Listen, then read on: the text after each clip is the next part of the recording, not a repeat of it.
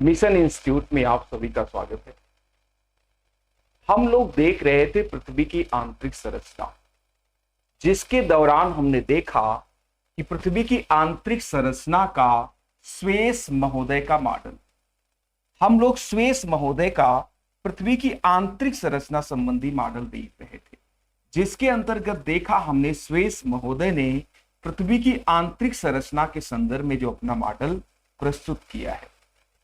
आज हम लोग यहां पर देखने का प्रयास करेंगे और देखेंगे कि हमारी पृथ्वी की आंतरिक संरचना का इंटरनल स्ट्रक्चर ऑफ अर्थ की अगर हम बात करें तो इंटरनल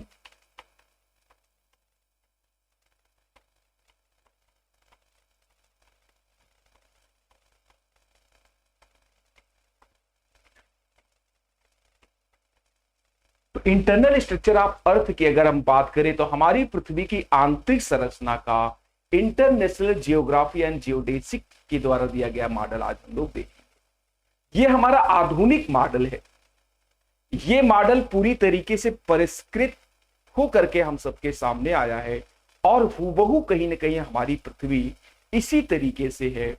आज हम सभी लोग उसकी अनुप्रस्थ काट देखने जा रहे हैं, उसके अनुप्रस्थ काट देखने का प्रयास करेंगे, जिसके तहत हम जानेंगे कि हमारी पृथ्वी के निर्माण में कौन कौन सी परतें शामिल हैं।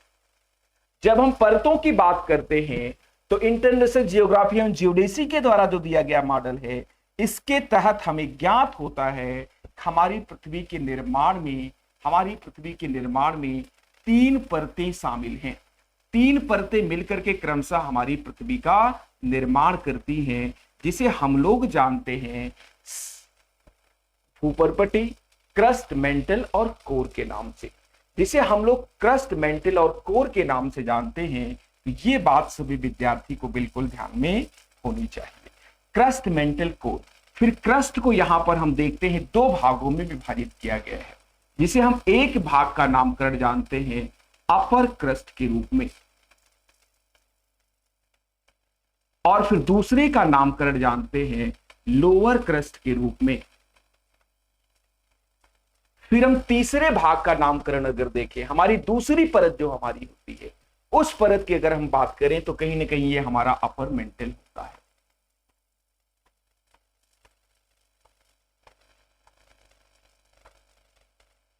Upper mantle.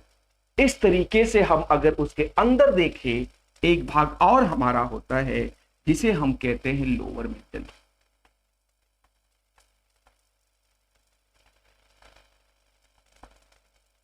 Lower mental. और फिर हमारा जो होता है वो होता है कोर। अगर हम कोर की बात करें तो ये हमारा होता है आउटर कोर, क्योंकि कोर को हम दो भागों में बांटते हैं। जैसे हम क्रस्ट को दो भागों में बांटते हैं, मेंटल को दो भागों में बांटते हैं, उसी तरीके से हम कोर को भी दो भागों में बांटते हैं, इनर कोर और आउटर कोर। अर्थात कहा जाए कि बाह्य कोर और आंतरिक कोर में बांटते हैं इसको। इसे हम कहते हैं आंतरिक कोर। तो ये इंटरनेशनल जियोग्राफी और जियोडेसी के द्वारा जो दिया गया हमारा मॉडल है, जिसके तहत हमें यह जानकारी होती है कि हमारी पृथ्वी की तीन परतें हैं और तीन परतें मिलकर के हमारी पृथ्वी का निर्माण करती है, हमारी पृथ्वी के पूरे स्वरूप को तय करती हैं।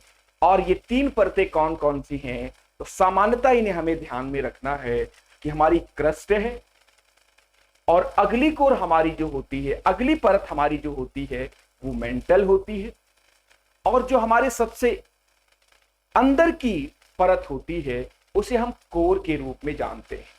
अर्थात इंटरनेशनल जियोग्राफिक्स एंड जियोडेसी के द्वारा जो दिया गया मॉडल है क्रस्ट, मेंटल, कोर का मॉडल, कोर के सिद्धांत पर आधारित है और यह अधिक वैज्ञानिक और तार्किक है और हूबहू हमारी पृथ्वी की आंतरिक संरचना इसी प्रकार से है।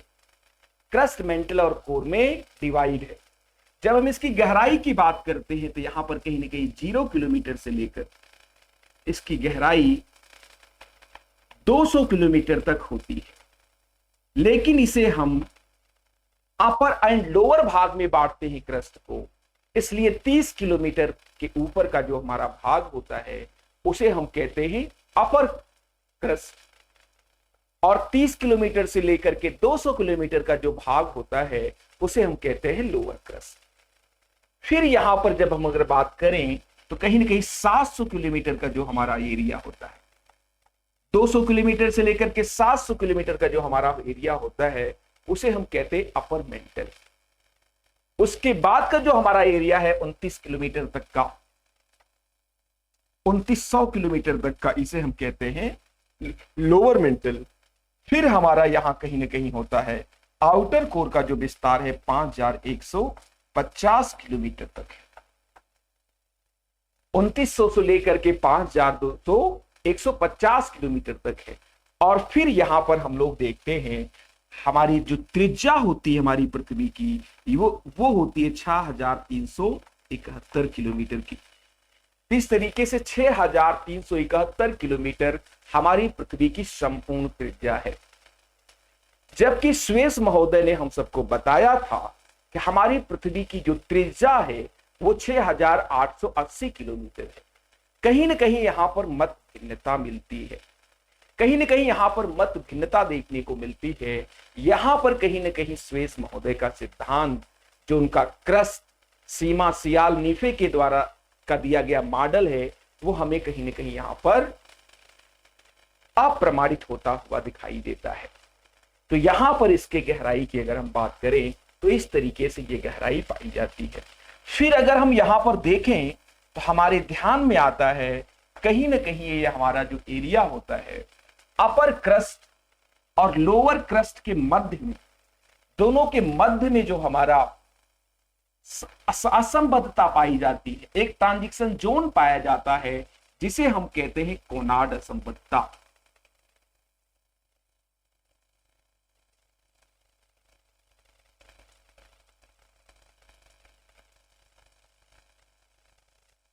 कोनार्ड असंबद्धता, या फिर हम इसे कह दें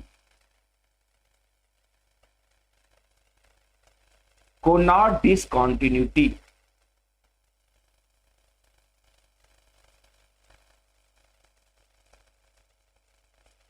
कोनार्ड डिसकंटिन्यूटीज। और फिर हमारा आगे जब देखते हैं तो यहां पर जो हमारी डिसकंटिन्यूटी पाई जाती है, इस डिसकंटिन्यूटी को हम कहते हैं मोहो।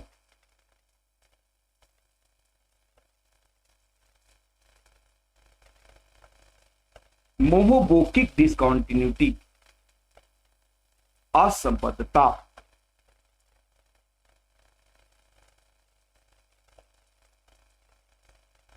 और फिर यहां पर जो हमारी होती है इस असंबद्धता का नामकरण, इस असंबद्धता की खोज रेप्टी नामक वैज्ञानिक ने की थी, इसीलिए इसे हम कहते हैं रेप्टी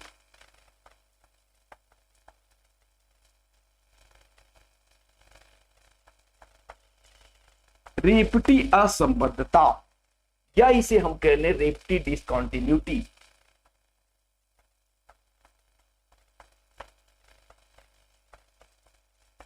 रेप्टी डिसकंटिन्यूटी। और जो अगली हमारी डिसकंटिन्यूटी होती है उसे हम कहते हैं गुटेनबर्ग।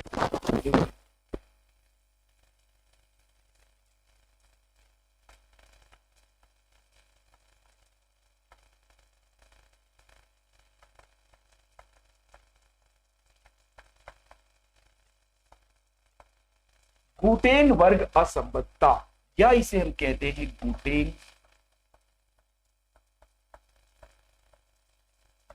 डिसकंटिन्यूटीज। और हमारी असंबद्धता पाई जाती है परतों के बीच का जो एरिया पाया जाता है इसे हम कहते हैं लेहमैन डिसकंटिन्यूटी।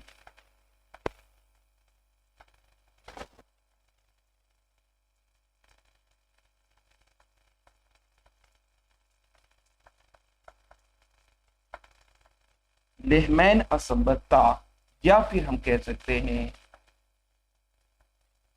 Lehman discontinuity. तो इस तरीके से हमारी इन परतों के बीच में असंबद्धताएं पाई जाती। पहली असंबद्धता का नाम है कोनार्ड असंबद्धता। कोनार्ड असंबद्धता जो हमारी पाई जाती है, ये पाई जाती है आपके अपर क्रस्ट और लोअर क्रस्ट के बीच में। क्रस्ट मेंटल कोर को दो दो भागों में बांटने की आवश्यकता क्यों पड़ी? अगर हम इस विषय पर विचार करें तो ध्यान में आता है कहीं न कहीं जब वैज्ञानिक इसका अध्ययन कर रहे थे तो उन्हें देखने को मिल रहा था कि अपर क्रस्ट, जिसे हम कहते हैं ऊपरी क्रस्ट के निर्माण में जो तत्वों का कंपोजिशन था, उनका जो घनत्व था वो अलग प्रकार का था, और निचली जो हमारी क्रस्ट है उसमें तत्वों की मौजूदगी अलग प्रकार की थी, उनका घनत्व अलग था। इस कारण से कहीं न कहीं इसे दो भागों में बांटा गया है। घनत्व को लेकर के, इनके आकार को लेकर के, प्रकार को लेकर के, स्वरूप को लेकर के, तत्वगत विशेषताओं को लेकर के कहीं न कहीं वैज्ञानिकों ने अंतर देखा। इस कारण से वैज्ञानिकों ने क्रस्ट को, जो इंटरनेशनल जियोग्राफिक्स एंड जियोडेसी का आधुनिक मॉडल प्रस्तुत किया, उसमें दो भागों में बांटा, जिसे हम कहते हैं अपर क्रस्ट और लोअर क्रस्ट। यहां पर कोई भी विभाजन हो रहा है तो बिना किसी अंतर के कोई विभाजन या वर्गीकरण नहीं होता है। ये बात यहां पर हमें ध्यान में रखना है। किन परतों की तत्वगत विशेषताओं में को लेकर अंतर है, जिसके कारण से इनके घनत्व और इनके स्वरूप, इनके स्वभाव में अंतर है। इसी कारण से कहीं न कहीं इस परत को दो भागों में बांटा गया है। 0 से 30 किलोमीटर तक आपका अपर क्रस्ट, और फिर कहीं न कहीं 0 से 200 किलोमीटर तक आपका लोअर क्रस्ट मौजूद है। फिर अगर हम बात करें तो यहां पर हमारा मेंटल होता है, जो हमारी मेंटल की गहराई होती है वो 200 किलोमीटर से लेकर के पाई जाती है यहां पर 700-2900 किलोमीटर तक। लेकिन इसे भी दो भागों में बांटा गया है, अपर मेंटल और लोअर मेंटल। ऊपरी मेंटल इसे हम कहते हैं ऊपरी मेंटल, और इसे हम कहते हैं निचला मेंटल या निचली मेंटल। तो इस तरीके से तत्वगत विशेषताओं को ध्यान में रख करके इसे भी अलग अलग भागों में बांटा गया है। फिर हमारा आता है कोर एरिया। कोर एरिया में भी घनत्व और तत्वगत विशेषताओं में अंतर है। जब तत्व अलग होंगे तो उनके घनत्व भी अलग होंगे। तो यहाँ पर कहीं न कहीं इनका घनत्व बहुत ज्यादा होता है, और इनके घनत्व में अंतर को लेकर के दो भागों में बांटा गया। आउटर कोर, बाह्य कोर जिसे हम कहते हैं, या फिर हम कहते हैं आंतरिक कोर, या फिर इसे हम कहते हैं बाह्य कोर। ये हमारा बाह्य कोर है। बाह्य कोर की गहराई 2900 किलोमीटर से लेकर के 5150 किलोमीटर तक पाई जाती है। फिर आता है हमारा इनर कोर, और इनर कोर की जो हमारी गहराई होती है वो 5150 किलोमीटर से लेकर के 6371 किलोमीटर तक पाई जाती है। तो हमारी पृथ्वी की जो त्रिज्या है वो पूरी त्रिज्या 6371 किलोमीटर है। अगर हम इस अनुप्रस्थ काट को ऐसे आगे बढ़ाएं तो कहीं ना कहीं गोल स्वरूप हमें प्राप्त होगा, और ये हमारी पृथ्वी का अनुप्रस्थ काट है। इसी को हम अगर आगे बढ़ा दें तो हमारी गोल पृथ्वी बनकर के ऐसे तैयार हो जाएगी, और ये परतें समस्त पृथ्वी के सभी भागों में मौजूद होंगी। ये हमारी पृथ्वी संरचना है, जो हमारी पृथ्वी के आंतरिक स्वरूप को पूर्णतः व्याख्यायित करती है, पूर्णतः हमें उससे अवगत कराती है। इस विषय को सभी विद्यार्थी को ध्यान में रखना है। यहां पर जब हम बात करते हैं तो ध्यान में आता है कि यहां पर जो असंबद्धताएं पाई जाती हैं, वैज्ञानिकों ने पुनः अध्ययन करना शुरू किया तो वैज्ञानिकों ने पाया अपर क्रस्ट और लोअर क्रस्ट के बीच में कहीं ना कहीं कुछ डिफरेंसेस देखे जा रहे हैं, कहीं ना कहीं कुछ अंतर देखे जा रहे हैं। इस आधार पर उन्होंने देखा इस वाले एरिया में, इस वाले रीजन में, इस वाले एरिया में कुछ अंतर देखे जा रहे हैं उनके स्वभाव को, उनमें मौजूद तत्वों को लेकर के। उन्होंने इसका अध्ययन किया। इसका अध्ययन कोनार्ड नामक वैज्ञानिक ने किया था, और कोनार्ड ने पाया अपर क्रस्ट और लोअर क्रस्ट के मध्य में कुछ किलोमीटर तक ऐसा एरिया पाया जाता है जहां अपर क्रस्ट की भी विशेषता मौजूद है और लोअर क्रस्ट की भी विशेषता मौजूद है। अर्थात कहा जाए अगर इसे, ये एक संक्रमण जोन की तरह व्यवहार करता है, एक संक्रमण एरिया की तरह व्यवहार करता है। जब अपर क्रस्ट अपनी विशेषताओं को लूज कर रहा होता है तब धीरे धीरे वो लोअर क्रस्ट में घुस आता है थोड़ा बहुत, और जब लोअर क्रस्ट अपनी विशेषताओं को लूज कर रहा होता है, छोड़ रहा होता है, इस दौरान कहीं ना कहीं उसकी विशेषताएं घुस जाती हैं आपके अपर क्रस्ट के अंदर, और धीरे धीरे लोअर क्रस्ट अपनी विशेषता को छोड़ देता है और विशुद्ध रूप से इस वाले एरिया में और इस वाले एरिया में यहां पर अपर क्रस्ट की विशुद्ध रूप से विशेषता मौजूद होती है और यहां लोअर क्रस्ट। लेकिन एक एरिया ऐसा पाया जा रहा है जहां दोनों परतें आपस में मिल रही है, आपका लोअर क्रस्ट मिल रहा है और आपका अपर क्रस्ट मिल रहा है। उस स्थान पर कहीं ना कहीं ऐसा देखने को मिल रहा है कि दोनों परतों की विशेषताएं मौजूद हैं, अर्थात वो संक्रमण जोन ट्रांजिशन एरिया के रूप में वहां पर मौजूद है। जैसे एक उदाहरण से अगर हम समझना चाहें तो हम इसे जलीय पारितंत्र से समझ सकते हैं, और स्थलीय पारितंत्र जहां मिलन स्थल होता है वहां पर आप सभी लोग देखते हैं जल और स्थल के मिलन स्थल पर एक स्थान ऐसा होता है, अगर यहां पर हम देखें ये हमारा जलीय पारितंत्र है और ये हमारा स्थलीय पारितंत्र है, लेकिन बीच में यहां पर जब ये पारितंत्र दोनों आपस में मिलते हैं हमें दिखाई पड़ता है, जब हम यहां पर आते हैं जहां पर ये दोनों पारितंत्र मिलते हैं, ये स्थलीय पारितंत्र है और जलीय पारितंत्र है, यहां पर हम देखते हैं स्थल पर भी कभी कभी जलीय वनस्पतियां उग आती, लेकिन हम जब गहन स्थल में जाते हैं तो हमें जलीय वनस्पति नहीं देखने को मिलती। उसी तरीके से हम इस वाले एरिया में जलीय पारितंत्र की तरफ आते हैं, कभी यहां पर किनारे बिल्कुल स्थलीय वनस्पतियां बबूल वगैरह उगाते हैं, लेकिन जब हम गहन जल में जाएंगे तो आपको विशुद्ध रूप से जलीय वनस्पतियां ही देखने को मिलती, तब वहां पर कहीं ना कहीं आपको स्थलीय वनस्पतियां देखने को नहीं मिलेंगी, या गहन स्थल में आपको जलीय वनस्पतियां देखने को नहीं मिलेंगी।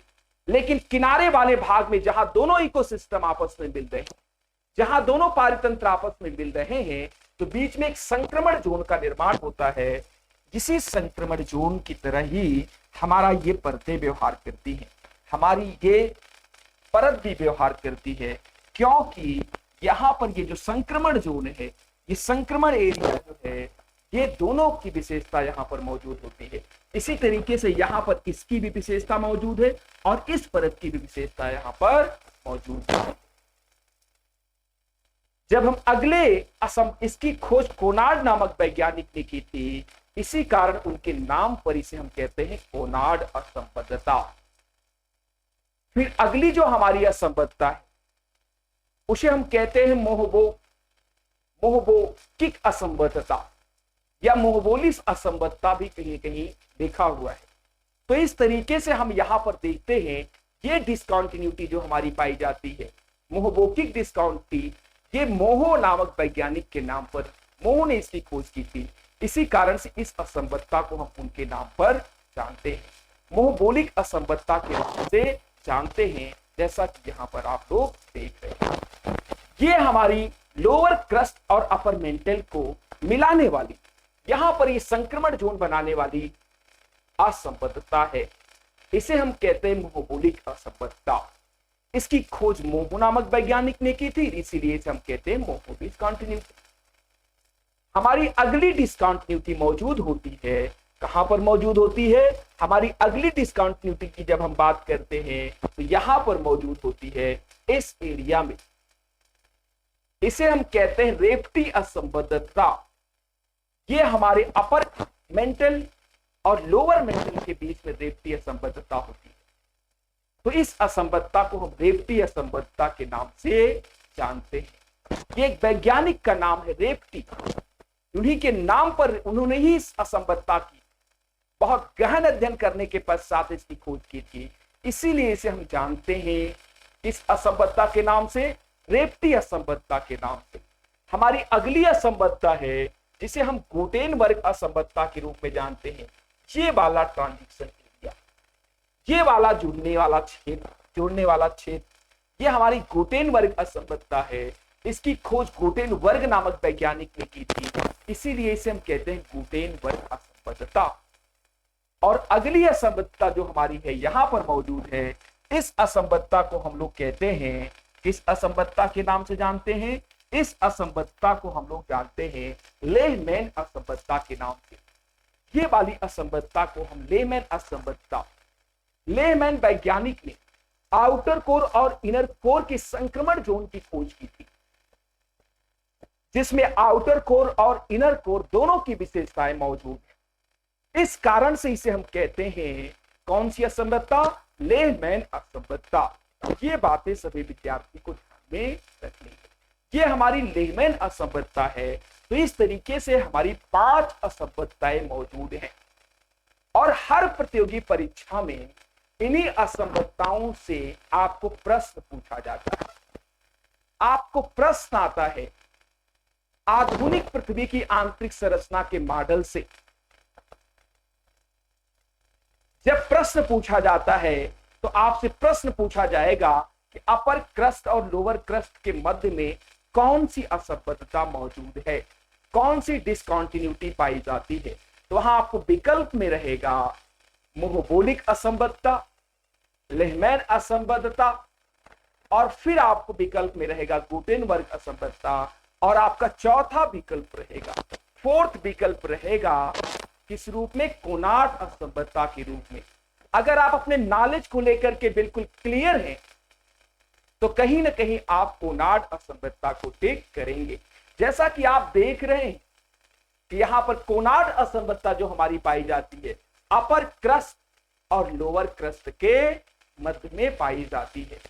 तो आप अगर अपने नॉलेज को लेकर के बिल्कुल क्लियर हैं, किसी भी प्रकार का संशय नहीं है, तो कहीं ना कहीं आप कोनार्ड असंबद्धता को टेक करेंगे। नहीं तो संशयात विनश्यति, संशय विनाश का कारण होता है। तो हमें संशय किसी भी प्रकार का नहीं रखना है। अपर क्रस्ट और लोअर क्रस्ट में हमारी कोनार्ड असंबद्धता पाई जाती है तो पाई जाती है। तो इस नॉलेज को लेकर के बिल्कुल क्लियर रहे। फिर यहां पर आपसे प्रश्न पूछा जा सकता है रेवती असंबद्धता किन 2 परतों के मध्य में मौजूद है? तो आपको विकल्प में रहेगा कि आपकी ऊपरी मेंटल और निचले मेंटल के बीच में, और फिर विकल्प एक रहेगा निचले मेंटल और आउटर कोर के बीच में, फिर एक विकल्प रहेगा आपके अपर क्रस्ट, लोअर क्रस्ट और अपर मेंटल के बीच में। तो यहां पर नन ऑफ दीज, उपरोक्त में से कोई नहीं। जब हम अपने विकल्पों की तलाश करते हैं कि हमारी ये असंबद्धता किन 2 परतों के बीच में मौजूद है, तो हमारे नॉलेज में ये बात होनी चाहिए, हमें इसका संज्ञानात्मक नॉलेज होना चाहिए, आभास होना चाहिए ये जो हमारी असंबद्धता है और ऊपरी मेंटल और निचले मेंटल के मध्य में है, उसे हम रेवती असंबद्धता के अंतर्गत देखेंगे। तो कहीं ना कहीं हमारा ये विकल्प ऊपरी मेंटल और निचली मेंटल वाला विकल्प सही हो जाएगा।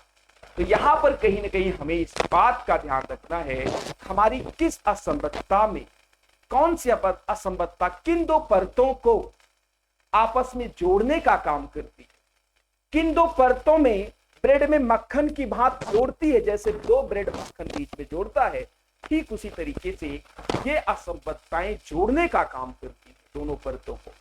और ये किन 2 परतों के मध्य में होती है, इसको लेकर के बिल्कुल क्लियर रहे। बहुत हिट प्रश्न आता है प्रतियोगी परीक्षाओं में से। और फिर अगर हम बात करें तो आपसे आएगा लेहमैन असंबद्धता हमारी किन 2 परतों को जोड़ता है। तो यहां पर लेहमैन असंबद्धता की अगर हम बात करें तो आउटर कोर और इनर कोर को जोड़ने का काम करता है। हमारी सबसे लास्ट की असंबद्धता है, इसकी खोज लेहमैन नामक वैज्ञानिक ने की थी। यह आपसे प्रश्न पूछा जा सकता है हमारी सबसे ऊपर की कौन सी असंबद्धता है। तो कहीं ना कहीं यहां पर हम सबको ध्यान में रखना है हमारी सबसे ऊपर की असंबद्धता है कोनार्ड असंबद्धता। या फिर आपको प्रश्न आ सकता है कि क्रस्ट से कौन कौन सी निम्न में से कौन कौन सी असंबद्धताएं संबंधित हैं, ऐसा प्रश्न आ जाएगा। तो आपको विकल्प में दिया रहेगा कोनार्ड असंबद्धता और मोह असंबद्धता, अगले विकल्प में दिया गया लेहमैन असंबद्धता और रेवती असंबद्धता, फिर विकल्प बना करके आपको दिया जाएगा गुटेनबर्ग असंबद्धता और रेवती असंबद्धता, फिर विकल्प आपको रहेगा आपका रेवती और लेहमैन। यहां पर कहीं ना कहीं हमारे क्रस्ट से दो असंबद्धताएं शामिल, दो असंबद्धताएं, दो डिसकंटिन्यूटी संबंधित हैं। वो डिसकंटिन्यूटी है, पहली डिसकंटिन्यूटी है आपकी कोनार्ड डिसकंटिन्यूटी। पहली डिसकंटिन्यूटी की अगर हम बात करते हैं, हमारी जो डिसकंटिन्यूटी आती है वो आती है कोनार्ड डिसकंटिन्यूटी, और अगली डिसकंटिन्यूटी हमारी आती है मोनोपोकिक डिसकंटिन्यूटी। ये दोनों डिसकंटिन्यूटी, ये दोनों असंबद्धताएं कहीं ना कहीं हमारे किस परत से संबंधित है, हमारे क्रस्ट से संबंधित है। और हमारे मेंटल से कौन दो असंबद्धताएं संबंधित है, तो कहीं ना कहीं हमारी रेवती संबंधित है, मोनोपोलिक संबंधित है। ये बातें ध्यान में रखना है। और गुटेनबर्ग, तीन असंबद्धताएं हमारे किससे संबंधित हैं, हमारे मेंटल से। और जब हम और स्पेशलाइज तरीके से देखने का प्रयास करें तो आपसे प्रश्न पूछा जा सकता है कि हमारे कोर से कौन कौन सी असंबद्धताएं संबंधित है निम्न में से। तो यहां पर कहीं ना कहीं हमको देखना होगा हमारे कोर से गुटेनबर्ग संबंधित है और लेहमैन असंबद्धता। गुटेनबर्ग असंबद्धता और लेहमैन असंबद्धता कहीं ना कहीं आपके किससे संबंधित है, आपके कोर से संबंधित है। दो असंबद्धताएं। मेंटल से आपकी तीन असंबद्धताएं शामिल है, मेंटल में आपकी तीन असंबद्धताएं संबंधित है। लेकिन जब वहीं पर बात करते हैं, हम अपने किसकी बात करते हैं, हम अपने कोर की बात करते हैं, तो दो असंबद्धताएं कोर से संबंधित हैं और फिर दो असंबद्धताएं हमारे किससे संबंधित हैं, क्रस्ट से संबंधित है। तो इस प्रकार के प्रश्न का भी सामना आपको करना पड़ सकता है। ऐसे ही जो अनुप्रस्थ काट आप देख रहे हैं, सेम डिक्टो ऐसे ही आपकी पृथ्वी की आंतरिक संरचना है, ना कि सीमा सियाल नीफे।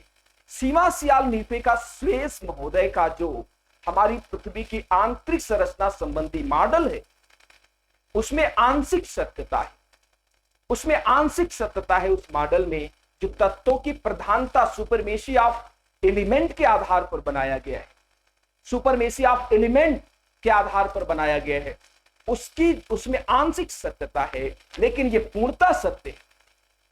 क्योंकि जब बहुत सारे प्रौद्योगिकी, विज्ञान के व्यवहारिक पक्ष को हम कहते हैं प्रौद्योगिकी या तकनीकी, जब बहुत सारे इंस्ट्रूमेंट वैज्ञानिक आविष्कार हो गए, तकनीकी और प्रौद्योगिकी, टेक्नोलॉजिकल डेवलपमेंट बहुत हाई हो गया, उसके बाद कहीं ना कहीं ये प्रसंस्करित होकर के, परिशुद्ध होकर के ये मॉडल हमारे सामने इंटरनेशनल स्तर पर वैज्ञानिकों के दल ने प्रस्तुत किया। ये बातें सभी विद्यार्थी को ध्यान में रखनी है। फिर अगर हम इनकी डेंसिटी को लेकर के बात करें, तो अगर हम इनकी डेंसिटी को लेकर के बात करें, इनकी डेंसिटी को लेकर के अगर हम बात करें, तो यहां पर ध्यान में आता है इनका घनत्व जो होता है वो 2.9 से लेकर के 3.3 और 3.4 के मध्य में होता है, 3.4 के मध्य में होता है, 3.3, और ये लोअर का जो आपका होता है 3.3 और 3.4 के मध्य में होता है। फिर यहां पर जब हम आते हैं, इनका घनत्व हमें देखने को मिलता है 5 से लेकर के 5.5 से लेकर के 10 के मध्य में। और फिर जब हम आउटर कोर की बात करते हैं, तो यहां पर हमें घनत्व इन सारे लोअर मेंटल और आउटर कोर का घनत्व इतना होता है। फिर अब अगर इनर कोर की बात करें, तो यहां ऊपरी वाले भाग का जो आपका घनत्व होता है वो कहीं ना कहीं 12.3 से लेकर के यहां पर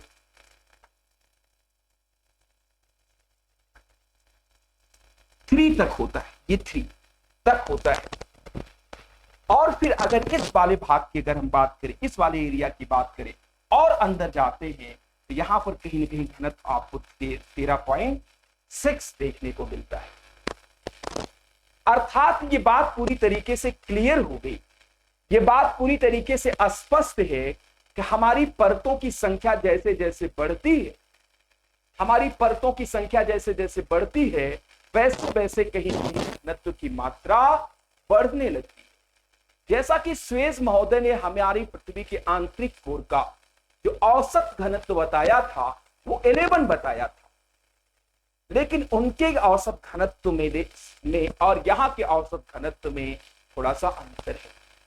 यहां पर हमारी पृथ्वी का वास्तविक औसत घनत्व अगर निकाला जाए और निकाला गया है तो इसका जो मान आया है वो कहीं ना कहीं 13.6 होता है। ये पूर्णतः सत्य औसत घनत्व है, इस विषय में ध्यान में रखना है। लेकिन स्वेस महोदय ने अपनी पृथ्वी की आंतरिक संरचना संबंधी मॉडल प्रस्तुत करते समय क्रस्ट की बात जो की थी, इसमें भी कहीं ना कहीं क्रस्ट की बात देखने को मिलती है। फिर उन्होंने बात की थी किस परत की, सियाल की, ये हमारी सियाल। फिर उन्होंने बात की थी सीमा परत की, फिर आंतरिक परत नीचे। उन्होंने भी बताया था कि जैसे जैसे हम अंदर जाएंगे वैसे वैसे दाब बढ़ेगा, और दाब बढ़ने के साथ साथ जब किसी चीज का दाब बढ़ता है तो उसका ताप बढ़ता है और उसका घनत्व भी कहीं ना कहीं बढ़ता है। ये पास्कल थियरी है, पास्कल के प्रेशर का सिद्धांत है, जिसके तहत हम सबको ये ज्ञात होता है, पास्कल के प्रिंसिपल के तहत ये ज्ञात होता है कि हम पृथ्वी में जैसे जैसे अंदर जाते हैं वैसे वैसे घनत्व क्या होता है, इंक्रीज होता है, बढ़ता है और निरंतर रूप से बढ़ता है।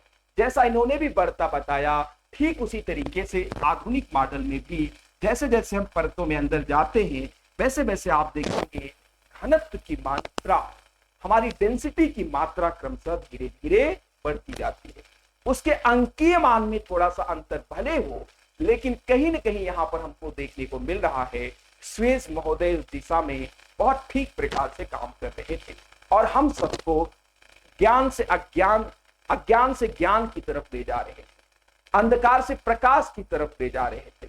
और ऐसे समय में हम सबको आंतरिक संरचना के विषय में बताने का प्रयास कर रहे थे, जब कहीं न कहीं पृथ्वी की आंतरिक संरचना के विषय में किसी को जानकारी नहीं थी। तब हमें उस दिशा में आगे ले जाने का प्रयास कर रहे थे, इसलिए उनका मॉडल निसंदेह रेशनैलिटी की कसौटी पर, तार्किकता की कसौटी पर खरा भले ना उतर पाया हो, लेकिन उसकी आंशिक सत्यता आज भी वैज्ञानिकों का और आने वाली पीढ़ियों का मार्गदर्शन करती रहेगी और वह कहीं न कहीं विज्ञान जगत के लिए, ज्योग्राफी के लिए, भूगोल शास्त्र के लिए एक मील का पत्थर बनी रहेगी। ये बातें सभी विद्यार्थियों को बिल्कुल ध्यान में रखनी है। यहां पर हम देख रहे थे इंटरनेशनल जियोग्राफिक्स एंड जियोडेसी का आधुनिक मॉडल, मॉडर्न मॉडल। ठीक इसी प्रकार से हमारी पृथ्वी की आंतरिक संरचना है। सीमा सियाल नीफे की तरह हमारी पृथ्वी की आंतरिक संरचना नहीं है। यहां पर भी पृथ्वी की जैसे, लेकिन यहां पर जिस तरीके से घनत्व बढ़ने की बात की गई, यहां पर जिस तरीके से भारी एलिमेंट हमारी पृथ्वी के नीफे वाले एरिया में संकेंद्रित थे, मौजूद थे, वैसे ही यहां पर भी भारी तत्व कहीं ना कहीं हमारी पृथ्वी के आंतरिक भाग में मौजूद है। फेरियम और निकिल जैसे भारी तत्व कहीं ना कहीं यहां पर भी आधुनिक मॉडल में वैज्ञानिकों ने बताया, हाँ ये बातें बिल्कुल सत्य है कि भारी एलिमेंट से हमारी पृथ्वी का कोर एरिया बना हुआ है, लेकिन इस पर दाब अधिक पड़ने की वजह से, प्रेशर इतना ज्यादा है कि पृथ्वी के आंतरिक कोर का जो तापमान होता है वो 4500 सेंटीग्रेड से लेकर के 5500 सेंटीग्रेड होता है। इतना अधिक तापमान होता है कि यहां पर कोई भी पदार्थ जो मौजूद है वो ठोस अवस्था में दाब की वजह से तापमान इतना ज्यादा हो जाता है कि वह सॉलिड अवस्था में मौजूद नहीं रह पाता है। यहां पर मौजूद पदार्थ किस अवस्था में होंगे, सेमी लिक्विड फॉर्म में, सेमी लिक्विड फॉर्म में होते हैं, अर्ध द्रव अवस्था में होते हैं, अर्ध तरल अवस्था में होते हैं। जैसे बारिश होती है तो बाहर आप कीचड़ देखते हैं, अर्ध द्रव अवस्था में होते हैं। ठीक उसी तरीके से हमारी पृथ्वी के अंदर ये भारी तत्व कैसे मौजूद है, अर्ध द्रव सेमी लिक्विड फॉर्म में, अर्ध तरल अवस्था में मौजूद है और कहीं ना कहीं हमारी पृथ्वी के स्वरूप और आकार के निश्चयन में, उनके निर्धारण में ये महत्वपूर्ण भूमिका निभाते हैं। और हमारी पृथ्वी का जो ये कोर एरिया है, हैवी एलिमेंट से बने होने के कारण हमारी पृथ्वी का आकार निश्चित हो पाता है। आप सभी सुधीजन विद्यार्थियों को अगर हम एक ठोस गेंद बनाने के लिए कहें और हम आपको विभिन्न घनत्व की धातुएं दें, कुछ कम घनत्व की धातुएं, कुछ कम डेंसिटी की धातुएं और कुछ अधिक घनत्व की धातुएं, तो आप सभी विद्यार्थी गण ठोस गेंद बनाने में हमेशा पृथ्वी के अपनी गेंद में अंदर वाले एरिया में हैवी एलिमेंट लगाएंगे और बाहर वाले एरिया में कम घनत्व की धातुएं लगाएंगे, लेकिन अंदर वाले एरिया में हैवी एलिमेंट की धातुएं लगाएंगे, जिससे कि हमारी गेंद कैसी हो पाए, ठोस हो पाए और उसका आकार निश्चित हो पाए और हमारी गेंद खोखली ना हो। अगर भूलवश कहीं हम पृथ्वी के आंतरिक वाले एरिया में, इनर वाले भाग में, इसको कोर वाले भाग में कम घनत्व की धातु लगा दें तो कहीं ना कहीं हमको देखने को मिलता है हमारी गेंद कैसी हो जाएगी, खोखली हो जाएगी और उसका जो रिजिडनेस है, उसकी जो दृढ़ता है, वो कहीं ना कहीं यहां पर खंडित होती हुई आपको दिखाई देगी। तो इस विषय को हमें ध्यान में रखना है और इसे हमें कहीं ना कहीं अपने विषय वस्तु को एक ऐसा लेबल देना है जहां तक यूपीएससी, यूपीपीसीएस से प्रश्न आते हैं तब जाकर के आप इन प्रश्नों को सॉल्व कर पाएंगे। आपसे प्रश्न आ सकता है कि हमारी पृथ्वी की आंतरिक संरचना हमारी पृथ्वी के निम्न स्थितियों के लिए उत्तरदायी है। उसमें एक विकल्प आपको दिया रहेगा दृढ़ता के लिए उत्तरदायी है, रिजिडनेस के लिए उत्तरदायी है। तो वहां पर कहीं ना कहीं अगर आप इस बात को लेकर के बिल्कुल निश्चित हैं, घनत्व के सिद्धांत को लेकर के, प्रिंसिपल को लेकर के निश्चित हैं, तब आप रिजिडनेस या दृढ़ता को क्या करेंगे, सेलेक्ट करेंगे, अपने उचित विकल्प की तरफ अपना कदम आगे बढ़ाएंगे। लेकिन अगर ज्ञान में कहीं अस्पष्टता है तो कहीं ना कहीं आप अपने विकल्प तक अपनी पहुंच को मेंटेन नहीं कर पाएंगे।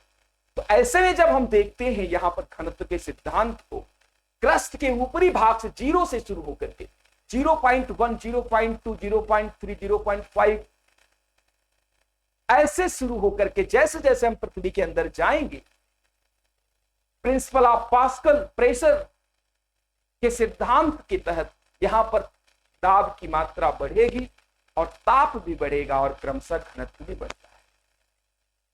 हम पृथ्वी के अंदर जब जाते हैं, 32 मीटर अंदर जाते हैं, 32 मीटर अगर हम पृथ्वी के अंदर में अंदर गए तो 1 सेंटीग्रेड तापमान हमें बढ़ा हुआ प्राप्त होता है।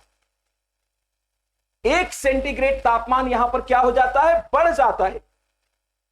और वैज्ञानिकों ने हम सबको बताया यह प्रक्रिया जो तापमान बढ़ने की है, यह प्रक्रिया जो तापमान बढ़ने की है, ये रूल जो आपका फॉलो होता है 32 मीटर पर 1 सेंटीग्रेड तापमान जो यहां पर बढ़ रहा है, ये 8 किलोमीटर तक ही लागू होता है।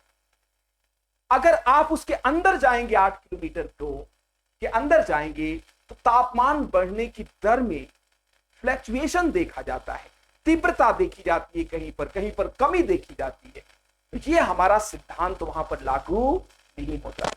लेकिन आपको विकल्प के आधार पर ऐसा प्रश्न पूछा जा सकता है कि तापमान बढ़ने की दर क्या है, तो वहां पर आपको बताना पड़ेगा जैसे हम 32 मीटर पृथ्वी के अंदर जाते हैं वैसे तापमान 1 सेंटीग्रेड बढ़ जाता है। तो आइए अगर हम बात करें कि हम पृथ्वी की आंतरिक संरचना की जानकारी कैसे हासिल करते हैं, आखिर इस विषय को थोड़ा सा ध्यान में लें। कौन कौन से ऐसे साधन हैं जो हमें पृथ्वी की आंतरिक संरचना के विषय में जानकारी को स्पष्ट करते हैं, हमें बताते हैं। तो यहां पर कहीं ना कहीं 2 साधन हैं। इन दोनों साधनों को हम सभी विद्यार्थी को ध्यान में रखना है, सभी विद्यार्थी को बिना किसी संदेह के। तो जो हमारा पहला साधन है, एक बात तो हमें स्पष्ट हो जानी चाहिए कि अगर हम पृथ्वी की आंतरिक संरचना की जानकारी हासिल करते हैं तो हम कृत्रिम साधनों से पृथ्वी के अंदर खुदाई करके 6000 किलोमीटर 371 किलोमीटर खुदाई करके पृथ्वी के अंदर के विषय में जानकारी नहीं हासिल कर सकते। मानव ने सुरंग बनाने का प्रयास किया, लेकिन 25 किलोमीटर और 30 किलोमीटर से अधिक समस्त टेक्नोलॉजी, समस्त प्रौद्योगिकी का इस्तेमाल करके नहीं बनाया जा सका। सभी वैज्ञानिकों ने हाथ खड़े कर दिए, कब इससे अधिक खुदाई नहीं हो सकती। जबकि यहां पर जब हम अपनी पृथ्वी की त्रिज्या देख रहे हैं 6371 किलोमीटर है। इंटरनेशनल जियोग्राफी एंड जियोडेसी के द्वारा आधुनिक मॉडल, यही स्वेज महोदय ने बताया 6880 किलोमीटर। तो जो वास्तविक हमारी त्रिज्या है वो 6371 किलोमीटर। तो इस बात को लेकर स्पष्ट रहे बिल्कुल। तो यहां पर कहीं ना कहीं जब हम अंदर के विषय में जानना चाहते हैं तो हम खुदाई करके जानकारी नहीं हासिल कर सकते। अपनी पृथ्वी के अंदर में इतनी लंबी चौड़ी सुरंग नहीं बना सकते। नहीं बनाने के संदर्भ में हमारी लिमिटेशंस है, हमारी सीमाएं हैं। और ये हमारी जो सीमाएं हैं ये कहीं ना कहीं हमें, हमारी टेक्नोलॉजिकल सीमाएं, हमारे पास ऐसी कोई टेक्नोलॉजी नहीं है। जबकि आप लोगों के दिमाग में आता है कि हम चंद्रमा, हम मंगल की यात्राएं कर रहे हैं, मार्स अभियान चला रहे हैं और दुनिया के तमाम प्रकार के स्पेस एजेंसियां बड़े बड़े प्रोजेक्ट लॉन्च कर रही हैं। हाउस ऑन चंद्रमा की बात हो रही है, चंद्रमा पर घर बनाने की बात हो रही है। तो क्या हम पृथ्वी की आंतरिक संरचना की जानकारी कृत्रिम साधनों से नहीं ज्ञात कर सकते? हाँ, ये बात बिल्कुल स्पष्ट है, ये नहीं ज्ञात कर सकते। और जब मानव पदाक्रांत होता है, परास्त हो जाता है अपनी संपूर्ण बुद्धि लगाने के बाद, तो किसकी शरण में जाता है? आप सभी लोग जानते हैं। जब मानव परास्त हो जाता है तो वो प्रकृति की चरण में जाता है और नीति को अपना सर्वोपरि स्थान देते हुए नीति के पास जाता है और निवेदन करता है कि आप हमें क्या करें, हमारा मार्गदर्शन करें। तो यहां पर कहीं ना कहीं हम पृथ्वी की आंतरिक संरचना की जानकारी हासिल करने के लिए प्राकृतिक साधनों पर निर्भर हैं। प्रकृति में कुछ ऐसी घटनाएं घटित होती हैं जिन्हें हम प्राकृतिक साधन कहते हैं, जैसे ज्वालामुखी उद्गार। और फिर दूसरी परिघटना यहां पर कहीं ना कहीं हम सबको देखने को मिलती है, भूकंप। ज्वालामुखी और उद्गार और भूकंप से हम पृथ्वी के अंदर के विषय में जान पाते हैं हमारी पृथ्वी की आंतरिक संरचना आखिर कैसी है। कैसी है हमारी पृथ्वी की आंतरिक संरचना? ज्वालामुखी उद्गार से हम लोग जान पाते हैं हमारी पृथ्वी की आंतरिक संरचना वास्तव में कैसी है। तो आइए यहां पर हम लोग थोड़ा सा इसको देखते हैं, हमारी पृथ्वी की आंतरिक संरचना के निर्धारण में, उसके निश्चयन में कैसे ये महत्वपूर्ण भूमिका निभाती है ज्वालामुखी उद्गार। ज्वालामुखी उद्गार से हम कैसे पृथ्वी के अंदर के विषय में जान पाते हैं। तो आप सभी लोग जानते हैं, माना कि ये हमारी पृथ्वी है, माना कि ये हमारी क्या है? पृथ्वी है। माना तो ये बातें ध्यान में रखना है। और हमारी पृथ्वी के अंदर बहुत सारी प्लेटें मौजूद है, बहुत सारी प्लेटें हमारी पृथ्वी के अंदर में मौजूद है और ये प्लेटें आपस में लड़ती हैं। और लड़ने के दौरान यहां पर कहीं ना कहीं हमारी प्लेटें जो अधिक घनत्व की होती है, अगर आप लोगों से पूछा जाए लोहे का घनत्व ज्यादा होता है कि जल का घनत्व ज्यादा होता है या वायु का घनत्व ज्यादा होता है, तो आप लोग सभी निसंदेह बताएंगे लोहे का घनत्व ज्यादा होता है। ऐसी धातुएं, कम घनत्व की धातुओं में हम, कम घनत्व की चीजों में हम आराम से फ्लेक्सिबिलिटी होती है, लेकिन जितना ज्यादा घनत्व आप बढ़ाते जाएंगे, अगर हम कहें तो उसमें अंतरणों का स्थान की मात्रा उतनी ज्यादा कम होती जाती है। और जब अंतरणों का स्थान की मात्रा जितनी ज्यादा कम होगी, वह धातु उतनी ज्यादा रिजिड होती है। जैसे अगर हम लोहे के अंतरणों का स्थान की बात करें तो लोहे में अंतरणों का स्थान क्या होता है? कम होता है। वनस्पति जल के, और जल में आप आराम से ऐसे जा सकते हैं, हवा में उससे भी कम अंतरणों का स्थान होता है, आप आराम से चल फिर रहे हैं।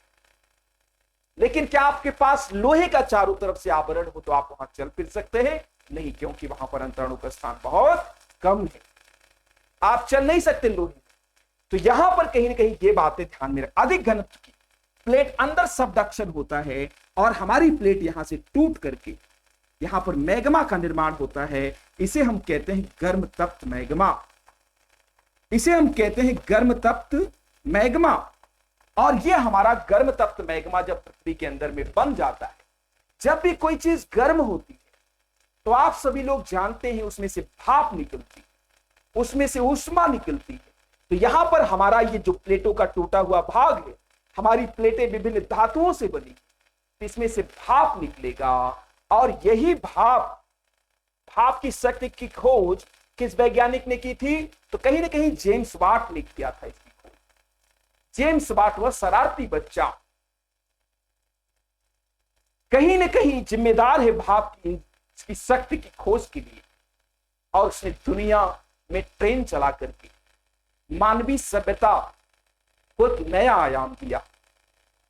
तो यहां पर कहीं ना कहीं भाप के द्वारा, यही भाप यहां पर भी काम करेगा, और यही भाप और यही सब जलवाष्प हमारी प्लेटों को क्या कर देंगे?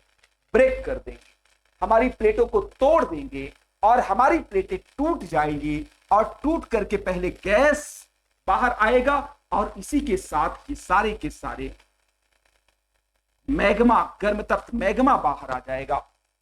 अब जब गर्म तप्त मैग्मा बाहर आ गया तो इसे हम लोग कहते हैं लावा। इसे हम लोग क्या कहते हैं? इसे हम लावा कहते हैं।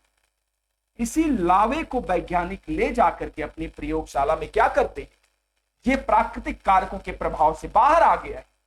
जब मैं प्राकृतिक कारकों की बात करता हूं तो इसका मतलब होता है ओस, कोहरा, पाला, आंधी, तूफान, वर्षा, ये सारे नेचुरल फैक्टर इस गर्म तप्त मैग्मा को ठंडा बना देंगे। और यही गर्म तप्त मैग्मा जब ठंडा हो जाता है इसे हम कहते हैं लावा, और इसी लावा को वैज्ञानिक यहां से पिक कर लेंगे और अपनी प्रयोगशाला में यहां पर लाएंगे, और उसका अध्ययन करेंगे, परीक्षण करेंगे, प्रयोग करेंगे, और निष्कर्षतः हमें बताएंगे हमारी पृथ्वी की आंतरिक संरचना में कौन कौन से तत्व शामिल, क्योंकि ये मैग्मा हमारी पृथ्वी के अंदर से ही आया है, जो अंदर में होगा वही बाहर आया हुआ होगा। इस तरीके से ज्ञान की साम्यता के सिद्धांत के तहत तुलना करके नॉलेज में हम ये जान पाते हैं, ज्ञान में साम्यता स्थापित करके हम ये जान पाते हैं हमारी पृथ्वी की आंतरिक संरचना में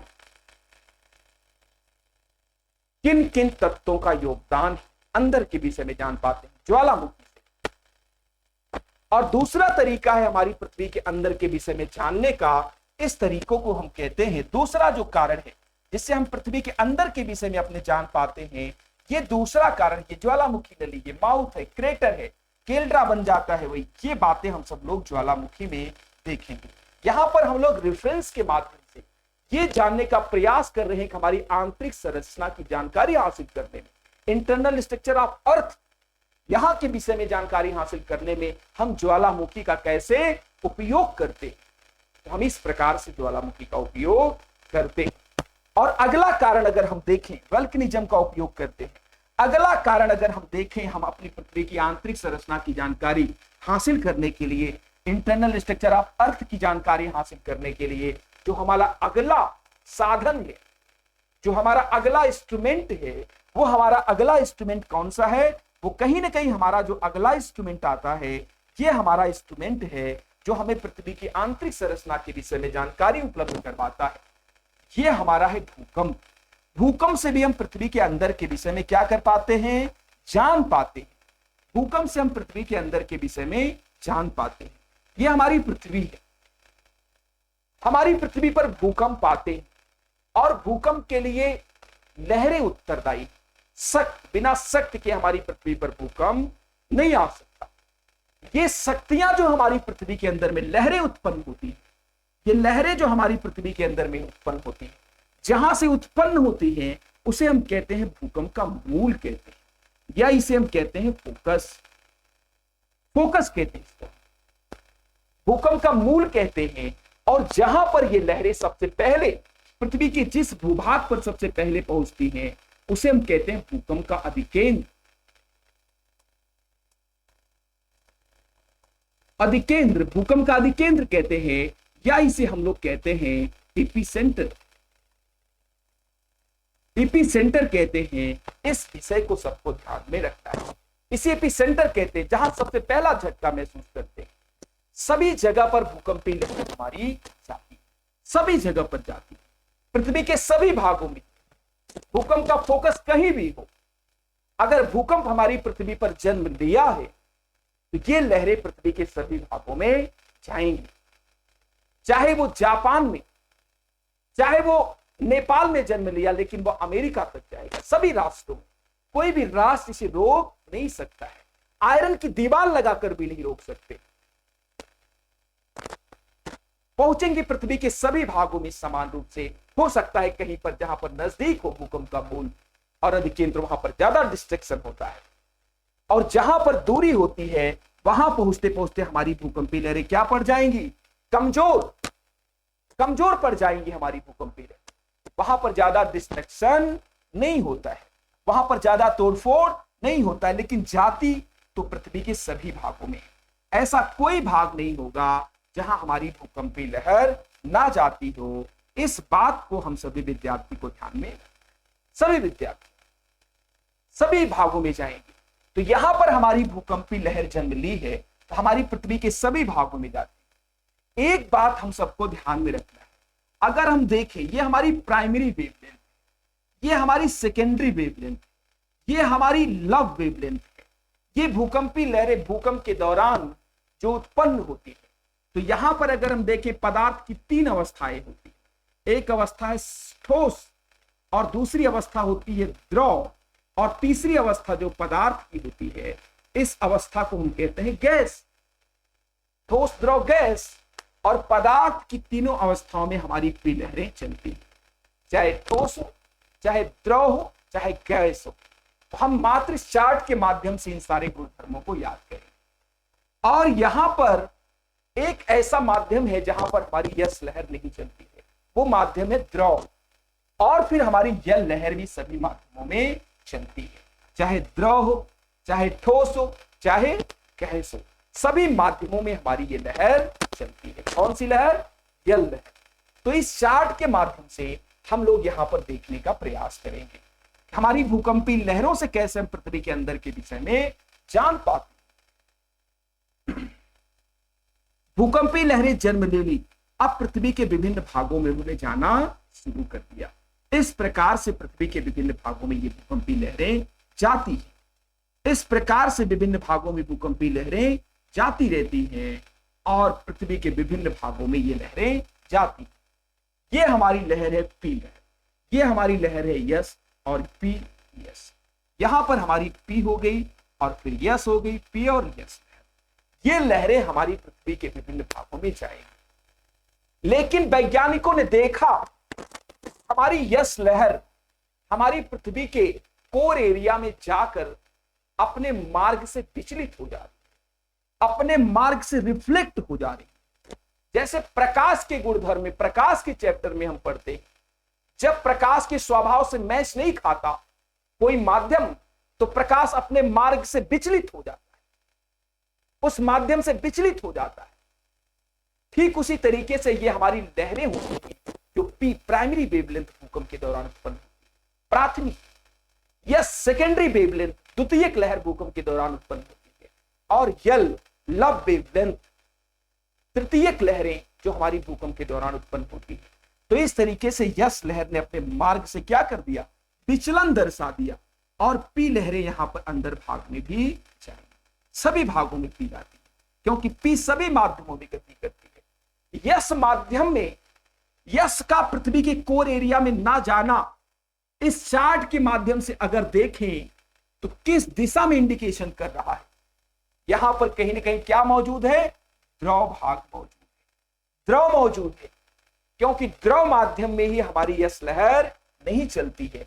अर्थात वैज्ञानिकों ने जब देखा हमारी यस लहर पृथ्वी के कोर एरिया में, आउटर कोर और इनर कोर में अनुपस्थित है, अब्सेंट है, तब उन्होंने इस चार्ट अपनी प्रयोगशाला में बनाकर रखा था, और इस चार्ट के माध्यम से उन्होंने निष्कर्ष निकाला कि हमारी पृथ्वी का आंतरिक भाग कैसा है, सेमी लिक्विड फॉर्म में, सेमी लिक्विड फॉर्म में, अर्ध द्रव अवस्था में है, अर्ध तरल अवस्था में है, बिना हमारी पृथ्वी के अंदर के केवल भूकंपीय लहरों का अध्ययन करके ऐसी जानकारी हासिल कर ली। केवल भूकंपीय लहरों के विषय में अध्ययन करके ये जानकारी हम हासिल कर लेते हैं। हम ज्वालामुखी से पृथ्वी के अंदर के विषय में जानते हैं, भूकंप से पृथ्वी के अंदर के विषय में जानते हैं। तो ये हमारी कैसी घटनाएं हैं? प्राकृतिक घटनाएं हैं। ये हमारे आपके आदेश पर नहीं चलती, हमारे आपके आदेश पर नहीं आती, ये प्रकृति के द्वारा स्वतः आती है। इसी कारण से इन्हें प्राकृतिक घटनाएं कहते हैं। या हम कहें ये अमेरिका के राष्ट्रपति या संयुक्त राष्ट्र संघ के महासचिव के आदेश पर चलने वाली नहीं, या किसी व्यक्ति, भूकंप और ज्वालामुखी ये व्यक्ति विशेष से क्या है? ऊपर है, और ये प्रकृति के द्वारा नियंत्रित और निर्देशित होती है। इसीलिए इन्हें हम कहते हैं प्राकृतिक घटना, और इन्हीं प्राकृतिक घटनाओं से हम पृथ्वी के अंदर के विषय में जान पाते हैं। It is clear? ये बात सभी को क्लियर है, सभी विद्यार्थी बिल्कुल किसी संदेह में कि हम दो ऐसे कारण हैं। कभी कभी आपसे प्रश्न पूछा जा सकता है कि पृथ्वी की आंतरिक संरचना की इंटरनल स्ट्रक्चर ऑफ अर्थ के विषय में हम जानकारी निम्न साधनों में से, निम्न विकल्पों में से किससे हासिल करते हैं? तो वहां लिखा होगा भूकंप, ज्वालामुखी। तो आप अगर अपने नॉलेज को लेकर के बिल्कुल क्लियर है तो आप अपने विकल्प को वहां पर सेलेक्ट कर लेंगे, और जैसे ही अपने विकल्प को आप सेलेक्ट करेंगे आप अपने सिलेक्शन को भी कहीं ना कहीं सुनिश्चित करेंगे। इस तरीके से आप जुड़ करके जाकर भी कोई बौद्धिक स्तर तक इसको पढ़ने का प्रयास करें। यहां पर हम लोग देखते हैं तो और साधन हैं, जिन साधनों के विषय में हम पृथ्वी के अंदर के विषय में जिनसे जान पाते हैं। ये साधन हमारे कौन से हैं? इन साधनों की अगर हम बात करते हैं, कुछ भौतिक साधन हैं जिनसे हम पृथ्वी के अंदर के विषय में जान पाते हैं। ये भौतिक साधन कौन कौन से हैं? तो यहां पर देख लें, पहला साधन है ताप, और दूसरा साधन हमारा है दाब, और तीसरा साधन हमारा है घनत्व। इन साधनों के माध्यम से, इन भौतिक इंस्ट्रूमेंट का इस्तेमाल करके भी हम पृथ्वी के अंदर के विषय में जान पाते हैं। जैसा कि आप सभी लोग जानते हैं, आप पृथ्वी के अंदर में जैसे जैसे जाएंगे वैसे वैसे किसकी मात्रा बढ़ती है? दाब की मात्रा बढ़ती है, क्योंकि परतों की संख्या बढ़ती है। मेज पर एक बुक रखें, दो बुक रखें, क्रमशः बुकें रखते चले जाएं, दाब की मात्रा बढ़ेगी कि नहीं बढ़ेगी? ठीक उसी तरीके से यहां पर परतों की संख्या, एक परत, दो परत, तीन परत, चार परत, परतों की संख्या बढ़ती जा रही है तो दाब बढ़ता जाएगा। और आप सभी लोग जानते हैं जब दाब बढ़ता है तो ताप भी बढ़ता है। तो वैज्ञानिक बिना अंदर गए ही इस निष्कर्ष पर पहुंच गए कि बहुत सारी परतें हमारी पृथ्वी के अंदर तक में बनती है। इस कारण से हमारी पृथ्वी के अंदर तापमान बहुत ज्यादा होगा। इस भौतिक साधन से उन्होंने जानकारी हासिल कर ली, पास्कल के सिद्धांत से यह जानकारी उन्होंने हासिल कर ली। और सच में ऐसा है, आपकी पृथ्वी का आंतरिक भाग जो कोर एरिया है वो 4500 से लेकर के 4300 से लेकर के 5500 कहीं कहीं लिखा। सेंटीग्रेड तापमान क्या है? गर्म है, बहुत अधिक गर्म है। तो यहां पर कहीं ना कहीं इन साधनों से, इन केवल साधनों का इस्तेमाल करके हम पृथ्वी के अंदर के विषय में जान पाते हैं हमारी पृथ्वी के अंदर का तापमान कैसा है। इन साधनों का केवल इस्तेमाल करके बाहर से बैठे बैठे। और जब दाब बढ़ता है तो आप सभी लोग जानते हैं घनत्व बढ़ता है, घनत्व बढ़ता है। तो यहां पर कहीं ना कहीं जब दाब बढ़ रहा है परतों का, एक परत, दो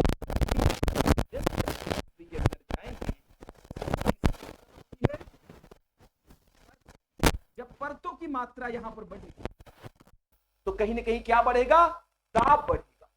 जब दाब यहां पर बढ़ता है तो उसी के साथ कहीं ना कहीं यहां पर किसकी मात्रा बढ़ेगी? घनत्व। क्योंकि दाब किसका अनुक्रमणपाती है? घनत्व के, घनत्व के अनुक्रमणपाती है। अब यहां पर दाब घनत्व के अनुक्रमणपाती है, इसलिए यहां पर घनत्व की मात्रा भी निरंतर रूप से बढ़ती रहती है। और ऐसा है भी, जैसा कि आपने देखा कि श्वेस महोदय ने बताया, जैसे जैसे हम पृथ्वी के अंदर में जाते हैं यहां 0 घनत्व की धातु में 1.0.1, 0.2 ऐसे ऐसे घनत्व क्रमशः बढ़ता रहता है। और हम पृथ्वी के अंदर भाग में जब जाते हैं यहां घनत्व बहुत अधिक बढ़ा हुआ प्राप्त होता है। और सच में ऐसा है। तो इन सभी भौतिक साधनों का इस्तेमाल करके भी हम ये जानकारी हासिल कर सकते हैं। यहां पर कहीं ना कहीं हमारी भूकंपी लहरें पी और यस इस तरीके से चलती है, कर्व के आकार की चलती है, कर्व के आकार के परिपथ का अनुसरण करती है। यहां पर ऐसा क्यों है? अगर हम इस बात की पड़ताल करना चाहें, इसके वैज्ञानिक आधार की खोज करने का प्रयास करें, तो ये बातें संज्ञान में आती हैं कि हमारी पृथ्वी के निर्माण में घनत्व की मात्रा अलग अलग परतों, अलग अलग प्रकार की घनत्व की मात्रा के तत्व शामिल हैं, जिनका घनत्व अलग अलग है। और ये सभी जब भूकंपी लहरें चलती हैं, इन्हें छेपित करके इस तरीके से कर्व के आकार का बना देती है। सब धातु इन पर फोर्स लगाती है, छेपक बल लगाती है, और छेपक बल लगा करके इन्हें कैसा बना देती है? कर्व के आकार का बना देती है। इसीलिए हमारी भूकंपी लहरें भूकंप के दौरान जो उत्पन्न होती है, हमारी पृथ्वी के अंदर इस कर्व के आकार से चलती है। जबकि अगर एक घनत्व की धातु से हमारी पृथ्वी बनी होती, सपोज दैट हमारी पृथ्वी किससे बनी होती? मात्र लोहे से इसका निर्माण हुआ होता, मात्र एक घनत्व की धातु इसमें होती, तो यहां पर जब भूकंप आता तो भूकंपी लहरें कैसे चलती? एकदम सीधा, स्ट्रेट फॉरवर्ड, इस प्रकार से हमारी भूकंपी लहरें चलती। जबकि ऐसा नहीं है। इसका कारण जो है, हमारी पृथ्वी के अंदर मौजूद घनत्व की क्या है? विविधता है, घनत्व में अंतर है। ये बातें ध्यान में रखना है। तो आज हम लोग पृथ्वी की आंतरिक संरचना के विषय में जानकारी हासिल कर रहे हैं, जिसके तहत हमने विगत कक्षा में देखा स्वेस महोदय का पृथ्वी की आंतरिक संरचना संबंधी मॉडल, जिसमें उन्होंने बताया कि क्रस्ट, सियाल, सीमा, नीफे, ये परतें मिलकर के हमारी पृथ्वी की आंतरिक संरचना का निर्माण करती हैं। और फिर हमने पढ़ा अगली कक्षा में इंटरनेशनल जियोग्राफिक्स एंड जियोडेसी का मॉडल, जियोफिजिक्स का मॉडल, जिसके तहत हम जान पाते हैं हमारी पृथ्वी की आंतरिक संरचना वास्तव में कैसी है, जिसके तहत हमने देखा कि हमारी पृथ्वी की 3 परतें, क्रस्ट, मेंटल कोर, और क्रस्ट मेंटल कोर को भी पुनः दो भागों में विभाजित किया गया, लेकिन मुख्यतः 3 परतें हैं। और इस तरीके से हमारी 3 परतें मिलकर के हमारी पृथ्वी की संपूर्ण संरचना की निर्माण करती। फिर हमने देखा कि हमारी पृथ्वी की आंतरिक संरचना की जानकारी हासिल करने के कौन कौन से साधन हैं। तो कृत्रिम साधनों से हम पृथ्वी की अस्पष्ट हो जाए, बिल्कुल कृत्रिम साधनों से हम पृथ्वी के आंतरिक स्वरूप की जानकारी नहीं हासिल कर सकते, क्योंकि हमारी पृथ्वी क्या है? बहुत गहरी है। तो कहीं ना कहीं हमें कहां पर जाना पड़ेगा? तो कहीं ना कहीं हमें जाना पड़ता है प्रकृति के पास। प्राकृतिक साधनों से हम इनकी जानकारी हासिल करते हैं। वो प्राकृतिक साधन प्रथमतः हमने देखा ज्वालामुखी उद्गार, जो मलबा आता है, पदार्थ आता है, लावा आता है बाहर, उसका वैज्ञानिक ले जाकर के परीक्षण करते हैं, प्रयोग करते हैं, और इस निष्कर्ष पर पहुंचते हैं हमारी पृथ्वी की आंतरिक संरचना वास्तव में कैसी है, कौन कौन से तत्व उसके निर्माण में शामिल है। जैसे आप मृदा परीक्षण करवाने ले जाते हैं, ठीक उसी तरीके से सैंपलिंग प्रोसेस के तहत हम इस विषय को जान पाते हैं। और फिर कहीं ना कहीं यहां पर हम देखते हैं भूकंपी लहर। हमारी पृथ्वी के अंदर में हम ये चार्ट बना रखा है, पहले ही अध्ययन करके इनके स्वभाव का, लहरों के गुणधर्म का, और यहां पर ला करके जब भूकंप हमारी पृथ्वी में आया, उसी को हमने मैच करा दिया, और मैच कराने के फलस्वरूप हमने पाया हमारी यस लहरें पृथ्वी के आंतरिक भाग में क्या है? अनुपस्थित, अब्सेंट है। तो अब्सेंट होने के कारण और निष्कर्ष की जब हम तलाश करते हैं, हमारे ध्यान में आता है कि हमारी पृथ्वी के आंतरिक भाग में यस लहरें नहीं जा रही हैं। तो क्यों नहीं जा रही हैं? दरअसल इसका कारण है हमारी पृथ्वी का आंतरिक भाग कैसा है? सेमी लिक्विड फॉर्म, वहां पर द्रव जो कि यस किरणों के स्वभाव से मैच नहीं खाता है, इसीलिए यहां पर हमारी ये किरणें क्या है? अनुपस्थित। इस विषय को सभी विद्यार्थी को ध्यान में रखना चाहिए। ये हमारा यस किरणों का, यस लहरों का क्या हो गया? छाया क्षेत्र हो गया। यस लहरों का छाया क्षेत्र, यहां हमारी यस लहरें नहीं आती। तो इस तरीके से हमने पृथ्वी की आंतरिक संरचना के विभिन्न आयामों को समझा और जाना। जय हिंद।